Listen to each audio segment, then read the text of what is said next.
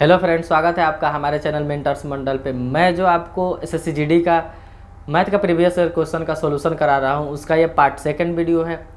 आगे आने वाला ऐसा ही कंटिन्यू वीडियो आपको मिलता रहेगा और आपको यानी सवाल जो भी प्रीवियस है वो भी करा रहा हूँ। उसके बाद से उसमें जो भी रिलेटेड कॉन्सेप्ट है, यानी उस सवाल को करने के पीछे क्या कॉन्सेप्ट है, उससे रिलेटेड वो कॉन्सेप्ट वो भी मैं आपको साथ साथ बताते चल रहा हूँ। तो जो नए लड़के हैं वो भी इस बात को देख सकते हैं, समझ सकते हैं। सेकेंड बात ये है कि कोई कोई सवाल होता है कि ऑप्शन से हो जाता है। इस बात को भी हम ध्यान रखेंगे कि उसको एग्जाम में मतलब बहुत सारे सवाल हैं जो ऑप्शन से किया जा सकता है। 3 4 5 सवाल ऐसे आते हैं, वो भी हम देखते चलते हैं। ठीक है, तो चलिए स्टार्ट करते हैं। क्वेश्चन आपको स्क्रीन पे शो कर रहा होगा। क्वेश्चन ये है कि ए अकेला एक कार्य को 6 दिन में पूरा कर सकता है, बी उसी कार्य को 8 दिन में पूरा कर सकता है। ए तथा बी दोनों मिलकर उस कार्य को कितना दिन में करेंगे। यानी ए कर रहा है 6 दिन में। सवाल यही है कि ए कर रहा है कितना दिन में भाई, 6 दिन में। बी कर रहा है 8 दिन में। तो दोनों मिलके ए प्लस बी मिलके कितना दिन में करेंगे। तो समझिए कैसे बनेगा। एक कॉन्सेप्ट देखिए क्या होता है। ए अगर किसी काम को किसी काम को x दिन में करता है, ए किसी काम को x दिन में कर रहा है, तो ए एक दिन में ना 1/x पार्ट इतना भाग काम का करेगा। यानी बात समझिए ऐसे, ए मान लीजिए 10 दिन में एक गड्ढा खोद रहा है। 10 दिन में एक गड्ढा खोद रहा है, तो एक दिन में पता है कितना खोदेगा, 1/10वां भाग, यानी गड्ढा का 1/10वां भाग खोदेगा। यही रूल होता है। यानी एक किसी काम को x दिन में कर रहा है, तो एक दिन में कितना काम करेगा, तो 1/x भाग। अब ये भाग हो जाएगा, यानी टोटल काम का 1/x पार्ट। यानी एक किसी काम को 10 दिन में कर रहा है, तो एक दिन में कितना भाग काम करेगा, 1/10 भाग। तभी ना 1/10 भाग 1/10 पर 10 दिन में करेगा, तो टोटल काम कितना मान लिया जाता है, 1।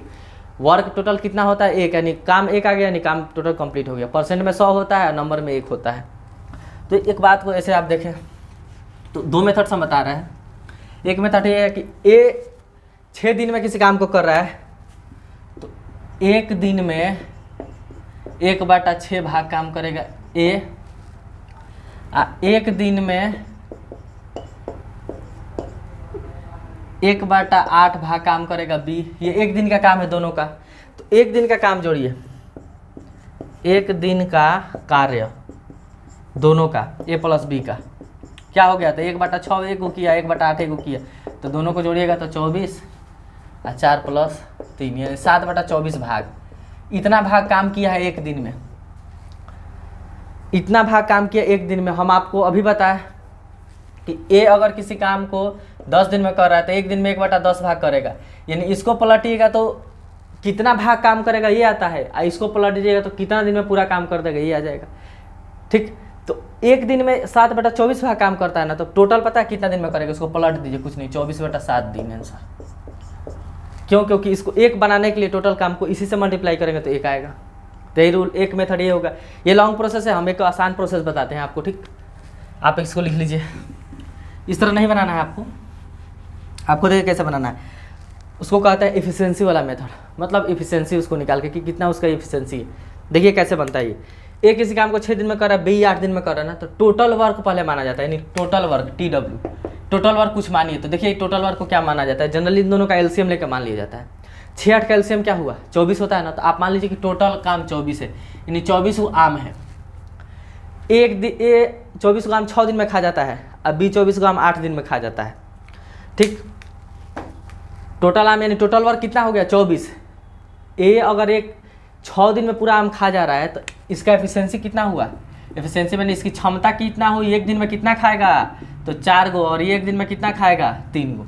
देखो ना, एफिशिएंसी निकालने के लिए क्या करते हैं, जो टोटल वर्क आया है उसमें उसके टाइम से डिवाइड कर दो, एफिशिएंसी आ जाएगा।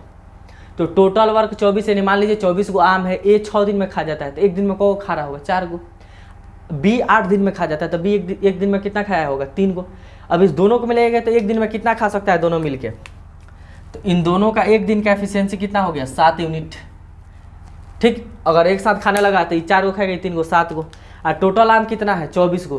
तो एक दिन में खा रहा है 7 गो, तो 24 को खाने में कितना दिन लगेगा, तो 24 में 7 से क्या कर देंगे, डिवाइड, यानी इतना दिन हो गया आंसर।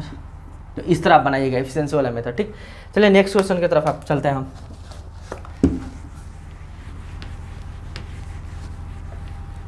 नेक्स्ट क्वेश्चन आपको स्क्रीन पे शो हो रहा होगा, देखिए कैलकुलेशन क्या बोलते हैं, सिंप्लीफिकेशन का सवाल है, आसान है ये तो आप खुद कर सकते हैं। 512 minus 314 plus 6 minus 4 divided by 2, यही ना। पूछा है इसका मतलब सॉल्व करना है, इसका सॉल्यूशन बताना है क्या होगा। आसान है, देखिए पहले आप इसको ना मिक्स्ड को चेंज कर लीजिए ये इम्प्रॉपर फ्रैक्शन में। तो इसमें से मल्टीप्लाई करके इसको जोड़ा जाता है, 5 दूना 10 1 11/2 हो गया, ठीक। यहाँ माइनस का साइन है तो माइनस, इसको भी चेंज कर लीजिए, 4 3 12 1 13/4। इसमें इसे डिवाइड कर दीजिए, पहले डिवाइड है ना बनेगा, डिवाइड कीजिए तो क्या आएगा -2। देखिए प्लस माइनस है ना तो आप पहले घटा भी सकते हैं, कोई दिक्कत नहीं है, तो घटा दीजिए, पहले घटाइए तो क्या आएगा +4। इसको जोड़ लीजिए, जोड़िएगा तो क्या आएगा। देखिए इस एक बात बताते हैं, ऐसे इस टाइप का आता है ना जोड़, इसका एक्चुअल मतलब यही होता है, यानी इसका मतलब ये होता है। तो आप एलसीएम ओलसीएम ना निकाल कर डायरेक्ट जोड़ के लिखिए, कैसे, इसमें मल्टीप्लाई के इसको जोड़ दिए, क्यों, क्योंकि इसका मतलब ये होता है। तो इसको कैसे तोड़ते हैं, इसमें से मल्टीप्लाई के इसको जोड़ते हैं ना, तो आप भी वैसे कीजिए। 4 चौका 16, 16 में और 13 जोड़िएगा तो कितना आएगा, 29 आ जाएगा ना, आएगा ना 29, तो 29/4। इसको घटा दीजिए, यानी 11/2 माइनस 29/4, इसका कैल्शियम 4 होगा, डिवाइड कीजिए 2, यहाँ 22 माइनस 29 माइनस 7/4 होगा। ये तो एकदम आसान क्वेश्चन है, सिंप्लीफिकेशन का है। लिख लीजिए, नेक्स्ट क्वेश्चन हम बताते हैं।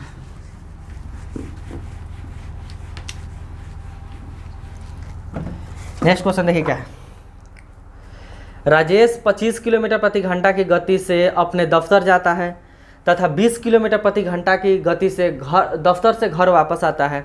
यदि वह कुल 9 घंटे लेता है, यानी जाने और आने में टोटल 9 घंटा का समय लिया है, तो कह रहा है तो उसके दफ्तर तथा घर के मध्य दूरी ज्ञात कीजिए। देखिए जो राजेश है ना, घर से दफ्तर जा रहा है कितना, 25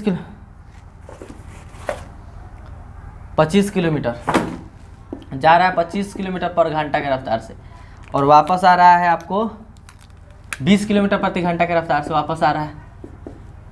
तो 9 घंटा का टोटल समय लिया, यानी जाने आने मिला के 9 घंटा के लिया है। तो कह रहा है कि कुल दूरी बताइए, यानी घर से दफ्तर कितना दूरी पे है। तो एक बात बताइए, अगर हम कुल दूरी निकालना चाहे ना, 2 मेथड है। एक है तो आप हमें पहले क्या निकालना पड़ेगा, यहाँ औसत चाल निकालना पड़ेगा। क्या निकालना पड़ेगा, औसत चाल। तो समझिए औसत चाल का फॉर्मूला होता है, एक लिख लीजिएगा, कब लगता है, जब दूरी सेम रहे, यानी सेम दूरी को अलग अलग चाल से ट्रेवल किया जाए तो उसका क्या फॉर्मूला होता है, 2xy x + y। ये फॉर्मूला होता है औसत चाल का। कब लगेगा, जब किसी फिक्स डिस्टेंस को, मतलब एक जगह से दूसरी जगह जाना है, फिर दूसरी जगह से एक जगह आना है, यानी दूरी सेम रहना चाहिए। तब मान लीजिए जा रहे हैं x किलोमीटर प्रति घंटा की रफ्तार से, आ रहे हैं y किलोमीटर प्रति घंटा की रफ्तार से, तो एवरेज दूरी क्या, मतलब एवरेज चाल क्या होगा, जा रहे हैं अलग, आ रहे हैं अलग, यानी एवरेज देखा जाए औसत चाल क्या होगा, तो इसी फॉर्मूला से निकलता है 2xy/x + y। तो हम अगर यहाँ औसत चाल निकालना चाहें तो औसत चाल कैसे निकलेगा, 2xy कीजिएगा तो 2x की जगह 25, y की जगह 20, x + y, तो 20 + 25 क्या होता है 45। यहाँ कटेगा 5 5 जा 5 9 जा, ऊपर आ गया कितना 200/9, तो बस 200/9 किलोमीटर पर घंटा, यानी ये इसका औसत चाल हो गया। अब देखिए अब कुल दूरी कैसे निकलेगा, कुल दूरी पता है कैसे निकलेगा कुल दूरी, तो औसत चाल में ना कुल समय से मल्टीप्लाई कर दिया। तो औसत चाल ये है, समय कितना दिया था 9 घंटा, 9 से 9 कट गया तो ये 200 किलोमीटर। अब देखिए ये 200 किलोमीटर आंसर मारिए, गलत हो जाएगा। रीजन क्या है, क्योंकि हम औसत चाल निकाले हैं, उसमें दोनों चाल शामिल है, यानी जाने का भी आने का भी। ये समय लिखे हैं, इसमें भी दोनों चाल शामिल है, जाने का भी है आने का भी है। तो जो दूरी निकला है ना, दोनों दूरी निकला है, जाने वाला आने वाला, तो दूरी तो सेम ही है। तो जब 200 किलोमीटर है तो 100 किलोमीटर 2 से डिवाइड कर दीजिए, यानी कितना डिस्टेंस आ जाएगा 100 किलोमीटर घर के। एक और मेथड बताते हैं M2, ध्यान से समझिएगा, ये एडवांस है, मतलब ये ट्रिक बहुत अच्छा है। आपको एक बात याद रखना है कि जब दूरी फिक्स्ड रहे ना, यानी दूरी कांस्टेंट रहे, क्या रहे दूरी कांस्टेंट, यानी जाने आने दो दूरी फिक्स्ड है, तो जो चाल का रेशियो होता है ना, और चाल का रेशियो x/y है, तो समय का रेशियो भी क्या होगा भाई, आपका x/y ही हो जाएगा। आप एक बात समझिए ना, दूरी अगर सेम है तो जिसका स्पीड ज़्यादा होगा वो ज़्यादा कम समय, एक मिनट गलती बता दी, समय का रेशियो उल्टा होता है, y रेशियो x होगा, क्या होगा y रेशियो x। देखिए कैसे, अगर दूरी फिक्स्ड है, हम क्या कहें कि दूरी कांस्टेंट है, तो चाल का रेशियो x रेशियो y है ना, तो समय का रेशियो y रेशियो x होता है, यानी उल्टा होगा, चाल और समय का रेशियो उल्टा होता है। देखिए क्यों, जिसका चाल ज़्यादा है उसको समय क्या लगेगा, कम, और जिसका समय कम है उसको चाल, उसका मतलब जिसका चाल ज़्यादा है उसका समय कम लगेगा, और जिसका चाल कम है उसका समय ज़्यादा लगेगा। तो हम कह रहे हैं यहाँ इन्वर्स है, इन्वर्स यानी उल्टा है। तो देखिए अगर चाल x रेशियो y है ना, तो समय पता है क्या होगा, y रेशियो x होगा। कहने का मतलब अब देखिए सवाल में क्या दिया था, इस चीज़ को मिटा रहे हैं। सवाल में ये दिया था ना कि ए बी का चाल का रेशियो क्या दिया है बताओ, चाल का रेशियो, एक का 25 ना, और बी का 20, यही ना था। हाँ, एक 25 किलोमीटर, मतलब एक जा रहा है, राजेशी ना जा रहा है, मान लीजिए जा रहा है 25 किलोमीटर से, आ रहा है 20 किलोमीटर से, तो चाल का रेशियो क्या है, ये रेशियो नहीं है, इसको काटिए तो रेशियो कट से निकलेगा, काटिए इसको, 5 से दोनों कटेगा, 5 पचे 20, 5 पचे 25, 5 चौका 20, यानी चाल का रेशियो में पता चल गया क्या है, 5 रेशियो 4 है। तो हम क्या कहें, समय का रेशियो ये कब लगता है, जब दूरी फिक्स है। तो दूरी तो फिक्स ही है, घर से जा रहा है दफ्तर, दफ्तर से घर, से दफ्तर जा रहा है, दफ्तर से घर, यानी दूरी क्या है, सेम है, दूरी कांस्टेंट है। तो जो दूरी कांस्टेंट है तो जो चाल का रेशियो होता है समय का रेशियो उसको उल्टा होता है। तो चाल का रेशियो हम निकाल लिए 5 रेशियो 4, समय का रेशियो क्या होगा बताओ, तो उल्टा होगा ना, यानी 4 रेशियो 5 हो जाएगा। समय का रेशियो क्या हो गया, 4 रेशियो 5 हो गया। अब देखो इस दोनों को तुम जोड़ो, समय अगर 4 रेशियो 5 है तो बताओ समय क्या हो सकता है, ये लिया होगा अगर 4x घंटा, तो ये लिया होगा 5x घंटा, यही ना कह रहे हो, x लगा के लिख सकते हैं।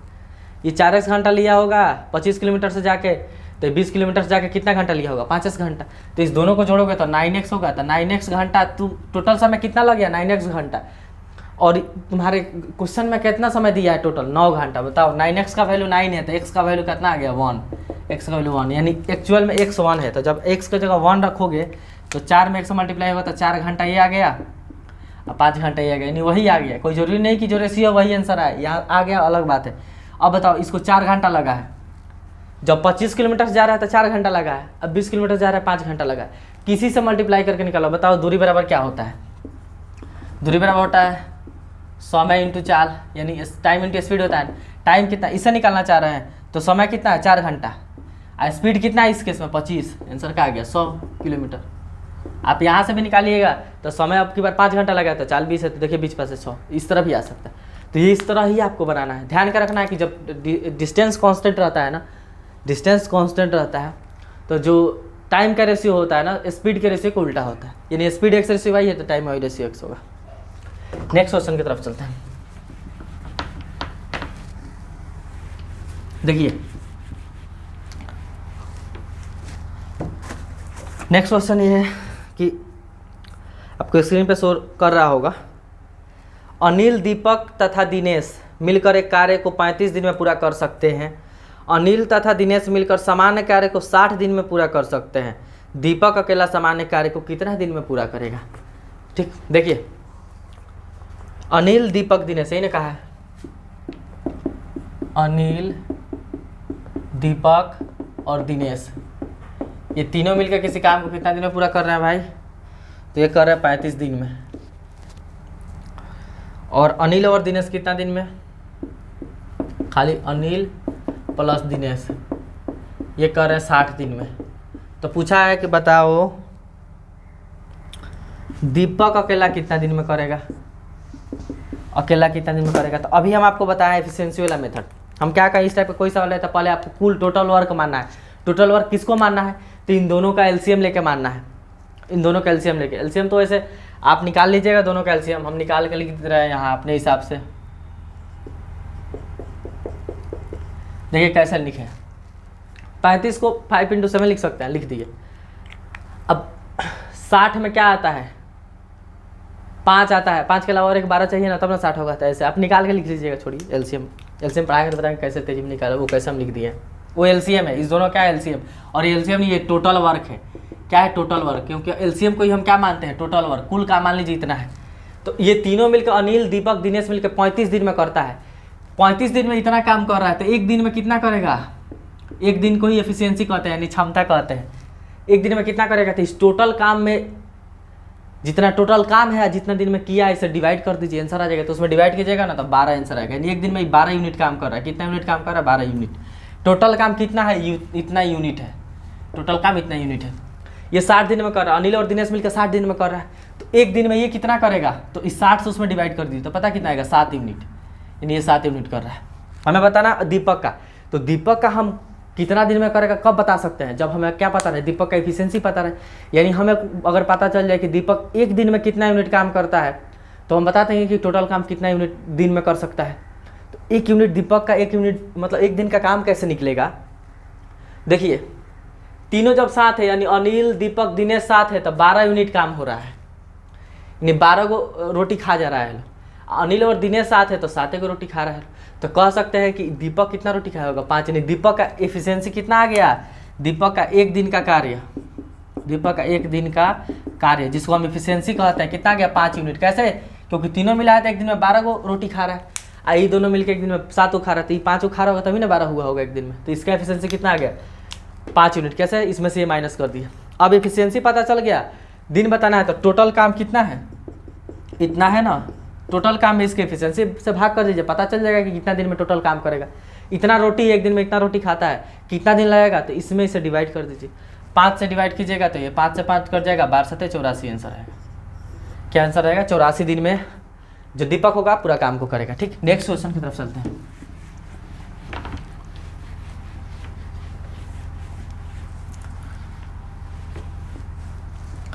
देखिए नेक्स्ट सवाल सीआई का है, चक्रवृद्धि ब्याज।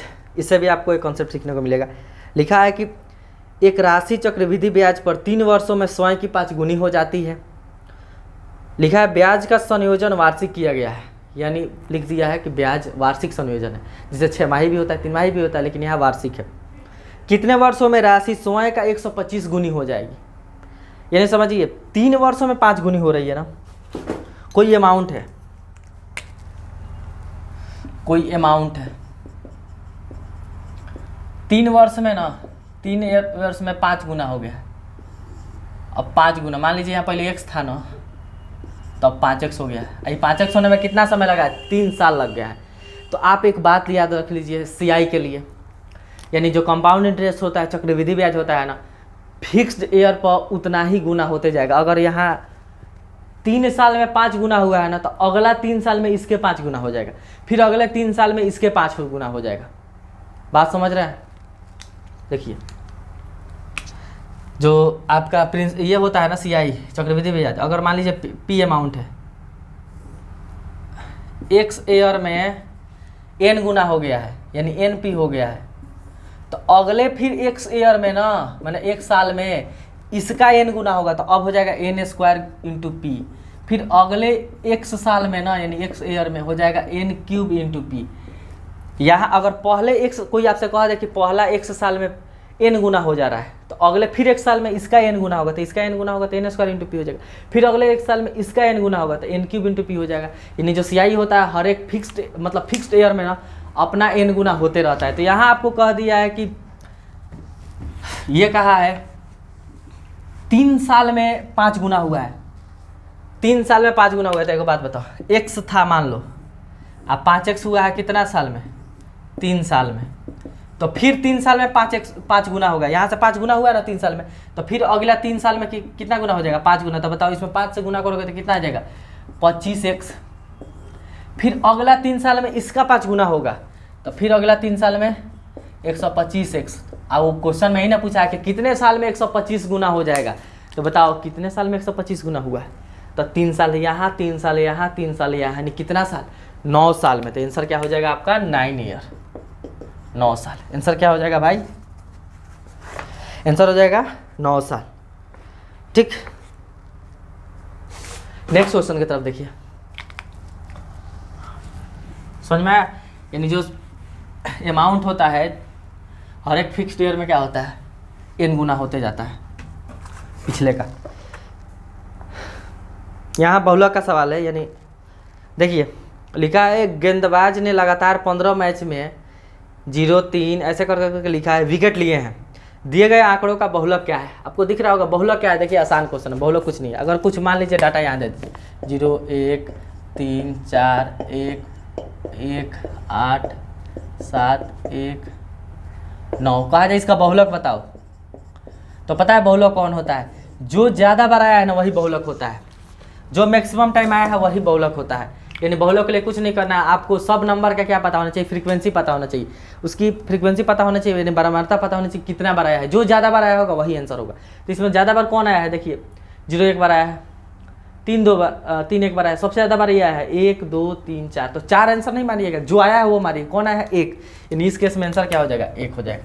तो आप उसमें देख लीजिएगा कौन ज़्यादा आया हो, आपको क्वेश्चन जो दिख रहा होगा उसमें देख लीजिएगा कि कौन ज़्यादा बार आया है वही क्या होगा आंसर होगा। तो 1 जो होगा ना 2 होगा ना वो ज़्यादा बार आया होगा, 4 बार, वही आंसर हो जाएगा। ठीक, बहुलक कैसे निकलता है, जो ज़्यादा बार आया है वही आंसर हो जाएगा। नेक्स्ट क्वेश्चन की तरफ चलते हैं। नेक्स्ट क्वेश्चन है मोहम्मद, ये क्या नाम है, HCF पूछा है आपको। 2 के पावर 3 इंटू 3 के पावर 5 तथा 3 के पावर 3 इंटू 5 के पावर 2 का HCF निकालना है। देखिए 2 के पावर 3 इंटू 5 के पावर 3 के पावर 5 और एक नंबर दिया है 3 के पावर 3 इंटू 5 के पावर 2। इस दोनों का HCF बताना है, दोनों नंबर का HCF। तो पता है HCF क्या होता है, अगर पावर, अब आपको तो अगर नॉर्मल नंबर दिया रहे तो HCF निकाल दीजिएगा। कभी भी पावर में HCF दिया रहे ना, पावर में नंबर, इसका HCF निकालना है तो याद रखिएगा हाईएस्ट पावर वाला, सॉरी जो लोवेस्ट पावर होता है ना, जिसका लोवेस्ट पावर वही HCF होता है। कौन, लोवेस्ट पावर, नहीं सबसे कम पावर। दोनों में कॉमन देखिए, पहले कॉमन ढूंढिए, कॉमन में देखिए लोवेस्ट पावर किसका है वही आंसर होगा। यानी जिस आपको पहले LCM HCF निकालने के लिए दिया जाए, आपको कॉमन ढूंढना है कि दोनों में क्या एक जैसा है। जो एक जैसा है ना, यानी यहाँ 3 है यहाँ 3 नहीं है, यहाँ 5 है यहाँ 5, कॉमन मिल गया ना। बेस को ही कॉमन देखना है, बेस को ही, पावर को नहीं देखना है, बेस को ही देखना है। तो ये 5 कॉमन मिल गया, इस दोनों में सबसे छोटा कौन है वही HCF होता है। तो बताओ कॉमन क्या है, यहाँ 2 है लेकिन इसमें 2 नहीं है, यहाँ 3 है इसमें 3 है, यहाँ 5 है यहाँ भी 5 है। तो 5 कॉमन मिल गया ना, और ये 5 में छोटा कौन है पावर, तो इसका 5 का पावर 3 है, यहाँ 5 का पावर 2 है। तो आंसर क्या हो जाएगा भाई 5 का पावर 2। आंसर क्या हो जाएगा 5 के पावर 2। एक मिनट क्वेश्चन देख ले सही है ना, 2 के पावर 3 इंटू, सॉरी 3 के पावर 5 है, एक मिनट यहाँ 3 के पावर 5 दिया है, 3 का पावर 5। एक मिनट, अब कॉमन बताइए क्या है। अब देखिए यहाँ 2 है लेकिन यहाँ 2 नहीं है, यहाँ 5 है लेकिन इसमें 5 नहीं है। बेस को देखना है, पावर को मत देख लेना, बेस को देखना है नीचे वाले को। लेकिन यहाँ भी 3 है यहाँ भी 3 है, तो बताइए कॉमन मिल गया ना 3। अब इसमें सबसे छोटा वाला पावर बताना है, लोवेस्ट पावर। तो लोवेस्ट पावर किसका है, इसका। यहाँ पावर 5 है यहाँ 3 है, यानी ये वाला आंसर हो गया 3 के पावर 3 आंसर, 3 के पावर 3। HCF वाला, LCM वाला केस में ना देखिए LCM बता दें। मान लीजिए कुछ आपको नंबर दिया जाए ऐसे,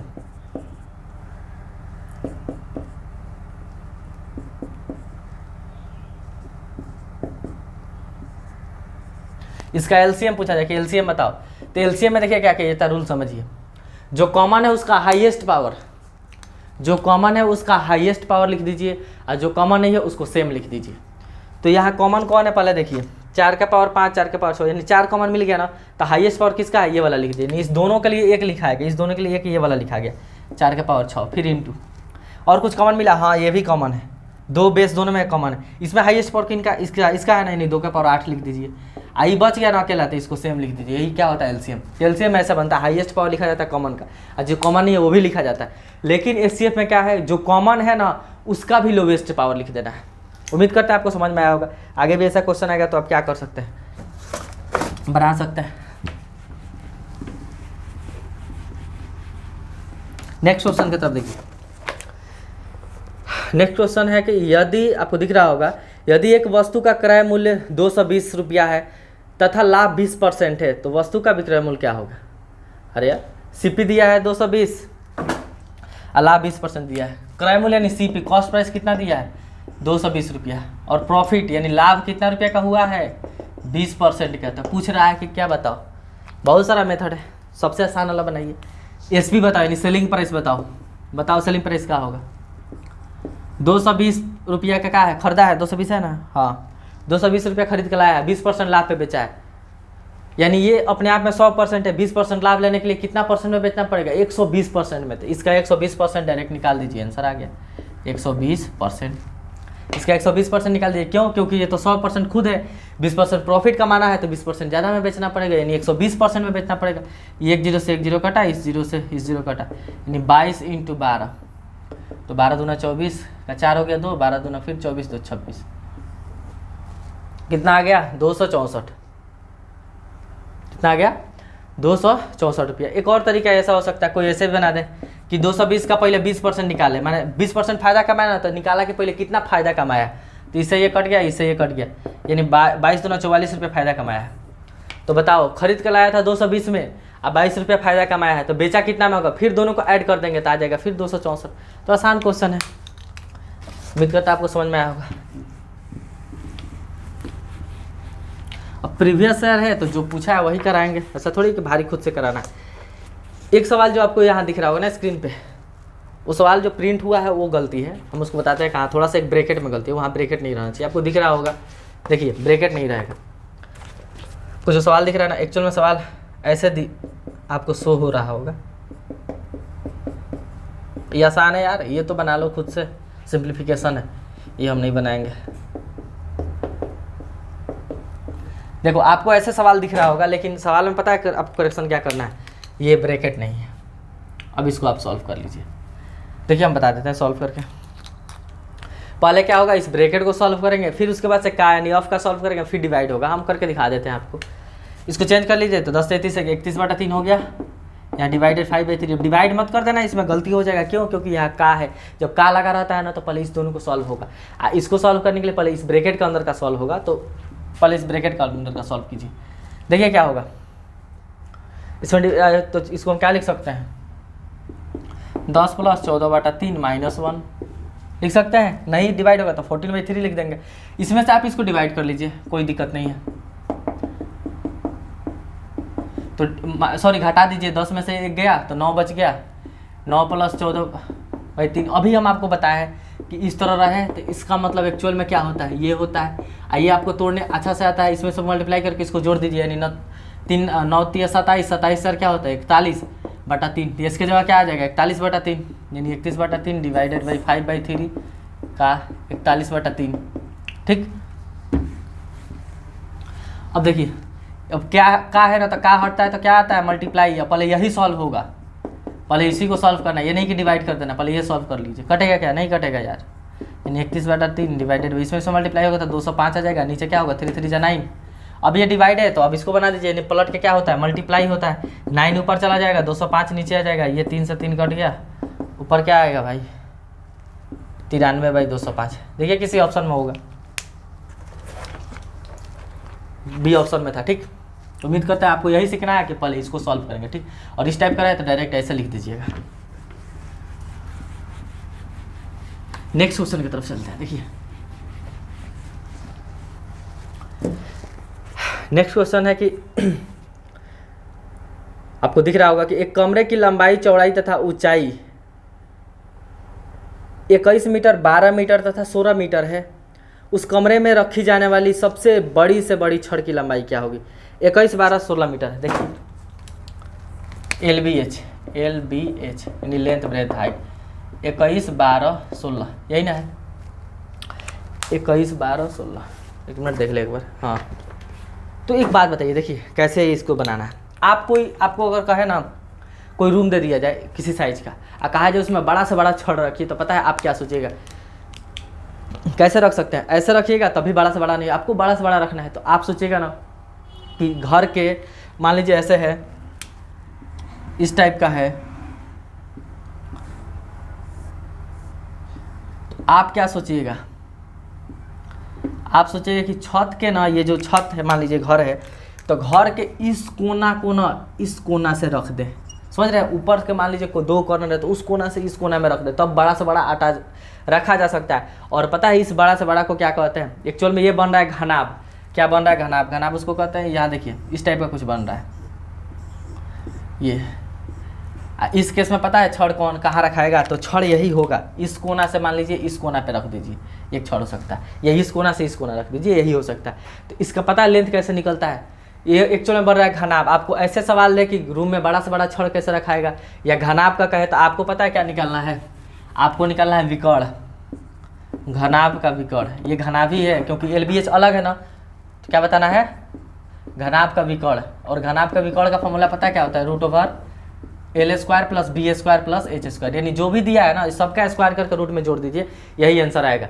कभी भी बड़ा से बड़ा निकालने के लिए दे आपको घनाभ में तो ऐसे, और घन में दे ना घन का विकर्ण, यानी कहे कि एक ही साइड दे दिया जाता है, कहता किसी जो कोई घर है वो घनाकार है, यानी उसका लेंथ ब्रेथ और हाइट सब बराबर है, तो उसका पता है क्या होता है, उसका ये क्या करते हैं आप, LBH तीनों बराबर है, यानी लिखते हैं A², वैसे डायरेक्ट लिख देते हैं √3 है, या √3 इंटू साइड, क्या √3 इंटू साइड, कब, जब क्या रहे आपको घन दिया रहा है, क्या दिया रहा है घन, मतलब एक किसी ऐसा रूम दिया रहा है जिसका लेंथ ब्रेथ हाइट तीनों क्या है सेम रहे, तो ये वाला आप क्या कीजिएगा फॉर्मूला लगा दीजिएगा, और अलग अलग दे रहते ये वाला, तो आपको इस फॉर्मूला को लगा देना है मैक्सिमम हाइट बताने के लिए छड़ का।